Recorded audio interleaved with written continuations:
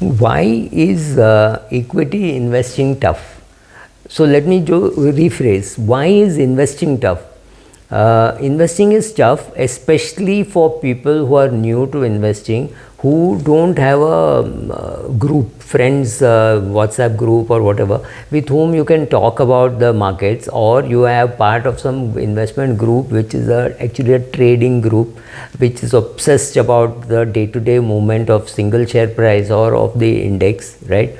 Then there is tremendous over information and unnecessary information and over analysis of what is happening. So first of all, the information bombardment which happens, especially for new investors, is huge.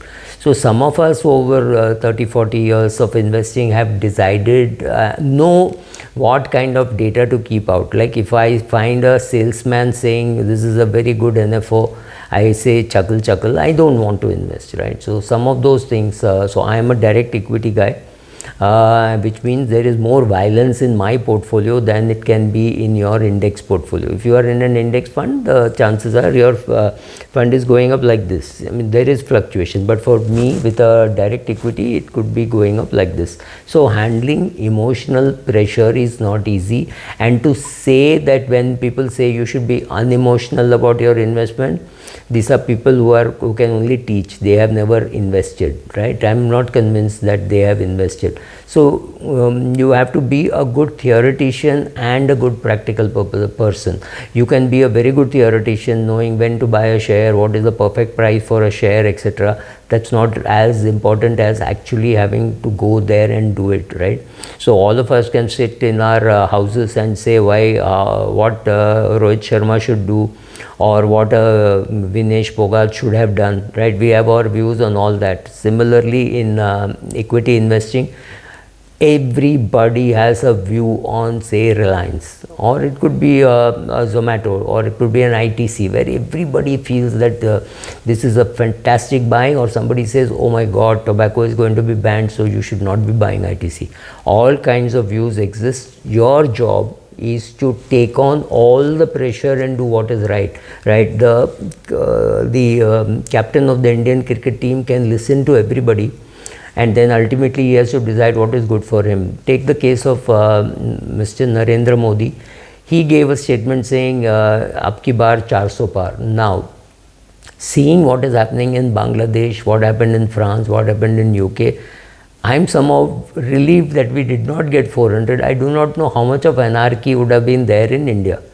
Sorry, that is the only political statement that I'm going to make in this. So it is emotional. It is not going to be easy. So first of all, learn that you will have to work under tremendous emotional pressure. Second, when you have a concentrated portfolio and you also have private equity, it is very difficult to understand what is happening in the business, even if you have full access to the business. What they are trying to do, they're telling you what they are doing, and what the competitor is doing. If there is conflict, as an outside investor, even maybe sitting on the board as a director, there is very little that you can do. And today I find increasingly many things which you don't even understand, right? So understanding the companies in which you have invested is not going to be very easy, but if you look around how they behave, for me, looking at promoter behavior is far more important. Similarly, even the fund manager behavior, what he does, what he doesn't do. Does he go to take trial of a Lamborghini? Does he drive around in a Rolls Royce? To me, all those things are important, right? So understanding the environment of investing is not going to be very easy. So also understanding that losses will happen. You cannot wish away the losses. So I must have invested in about 100 companies, and I may be holding 30 companies. 70 companies are ones which I am not holding. It's not always that I have lost money and therefore I have sold, but I do one thing very sensibly, is I cut losses very quickly. So if there is a loss that is happening in some share, I don't wait for too long. So maybe 90 days, maybe 100 days, 180 days, especially if I don't have enough conviction in that share, I get out. If I have conviction, I add more. So all kinds of things you have to do, but to think that you will not make losses is wrong. So in a year, if I make say 15 investment choices, would I be going wrong in all 15? Then I'd get wiped out. Maybe I'm going wrong in 4, maybe I'm going right in 11. But it's important that when you're right, you make more money, and when you're wrong, you lose less money. So I very quickly get out of a losing position. So that is something which you should know.